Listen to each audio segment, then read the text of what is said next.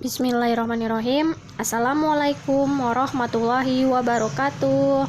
Selamat pagi di hari Kamis. Masih tetap semangat ya anak-anak. Kita sekarang sebelum belajar berdoa terlebih dahulu. Dipersiapkan. Duduk siap.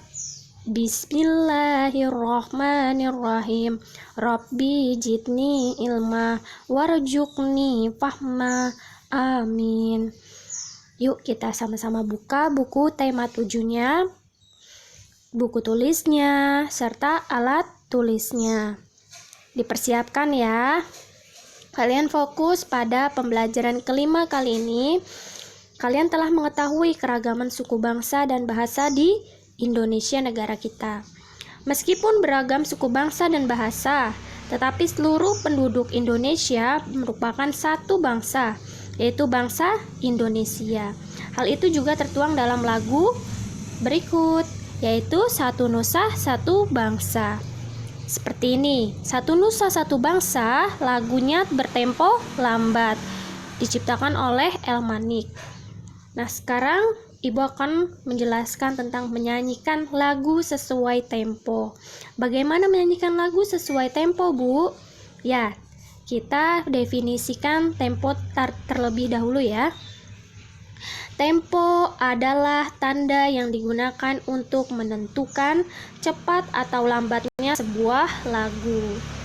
Tempo lagu biasanya terletak pada bagian kiri atas lagu seperti ini. Ya. Secara umum, tempo dibagi menjadi 3 jenis, yaitu cepat, allegro, sedang atau moderato, lambat atau largo, dan khidmat maestoso. Kalian bisa tulis di catatan kalian. Beberapa lagu daerah di Indonesia. Di sini ada banyak sekali ya lagu daerah yang kita punya. Ada dari daerah Aceh, Sumut, Sumbar, Riau, Kepulauan Riau, Jambi, Sumatera Selatan, hingga sampai ke Papua Barat hingga Papua saja. Lagu daerahnya pun bermacam-macam. Contohnya kita dari Jawa Barat itu ada Manuk Dadali, ada Pileleyan, Tokecang. Ya, Tokecang itu sangat terkenal anak-anak. Tokecang, Tokecang, ya. Nah, DKI Jakarta ada Jali-Jali, ada Keroncong Kemayoran, ada ondel-ondel juga yang biasa lewat ya. Nah, sekarang contohnya udah Ibu jelaskan. Sekarang kita bahas tentang keragaman agama dan kebebasan beragama. Bagaimana tentang ragamnya agama? Berarti agamanya bermacam-macam.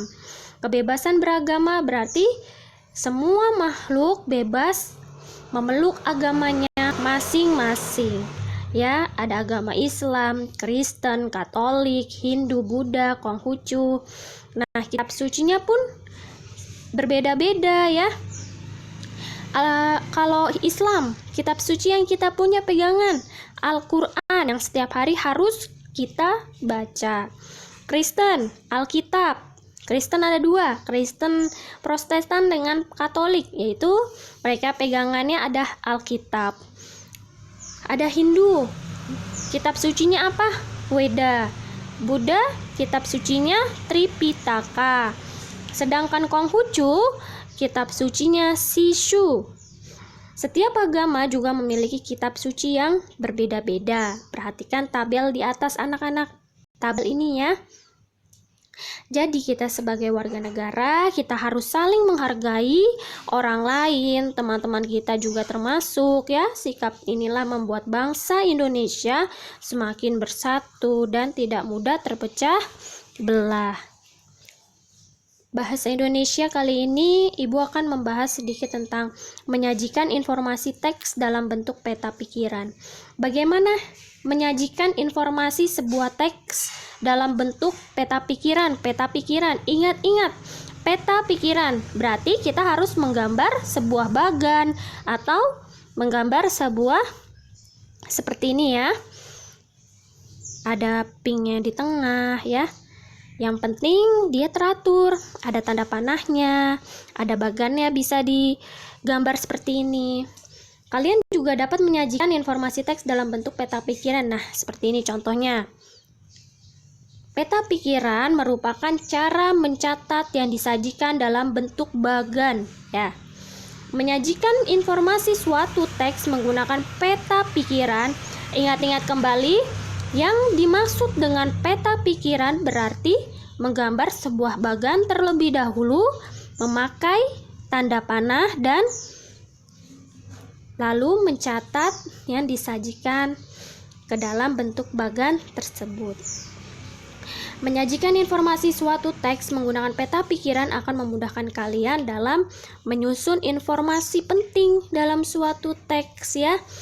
Di sini misalkan judul teksnya kebudayaan suku Minang di Indonesia. Pada paragraf pertama paragraf pertama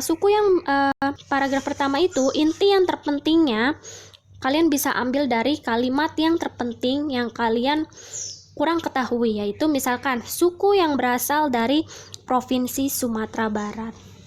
Nah, paragraf kedua, asal-usul nama Minangkabau, yaitu Minang dan Kabau. Di sini ada yang mengandung arti atau makna, ya. Jadi bisa diperjelas nantinya. Ada Minang dan Kabau. Nah, persebaran suku Minangkabau di Indonesia dan luar negeri. Misalkan ini paragraf ketiga. Paragraf keempat, profesi dan keahlian suku Minangkabau di Indonesia. Nanti kalian jabarkan lagi profesi apa dan keahlian apa suku Minangkabau di Indonesia. Ya, ada profesi apa saja, keahlian apa saja. Persebaran suku Minangkabau di Indonesia itu ada di mana sih? Seperti itu ya. Nah, kita masuk pada pembelajaran ke-6 kali ini. Kalian telah mengetahui bahwa Indonesia pun terdapat keragaman suku bangsa, bahasa, agama, ya. Jadi salah satu kekayaan bangsa Indonesia. Pembelajaran ke-6, Ibu menjelaskan bahasa Indonesia menyampaikan informasi dari teks non-fiksi. Non-fiksi yaitu menggali informasi dari suatu teks yang beberapa hal yang perlu diperhatikan dilakukan oleh kalian antara lain. Pertama, bacalah teks dengan seksama. Seksama itu teliti, cermat, dan benar-benar sungguh-sungguh. Kedua, tentukan topik dari teks non-fiksi tersebut. Topiknya apa ya? Temanya apa dari teks non-fiksi tersebut? Atau judulnya apa? Catatlah setiap informasi penting yang disampaikan. Catat setiap informasi penting. Informasi penting yang kemarin Ibu jelaskan, ambil intinya saja, yang kalian tidak ketahui itu kata-katanya, kalimatnya, ya. Keempat, rangkailah ide atau gagasan pokok yang sudah kalian temukan ke dalam satu paragraf. Saat menyampaikan informasi, sampaikan dengan suara lantang dan percaya diri. Jangan terbata-bata, jangan malu-malu. Untuk tugasnya di sini cukup banyak. Ibu harap kalian masih semangat ya mengerjakannya agar menjadi pahala untuk kalian. Mengejar ilmu pun pahala ya. Halamannya 39 sampai 40. 42. Yuk di checklist yuk pada buku tema 7-nya. 47 dan 48. Ingat, ada berapa? 5 halaman. 39, 40, 42, 47, dan 48. Sekian dari Ibu. Wassalamualaikum warahmatullahi wabarakatuh.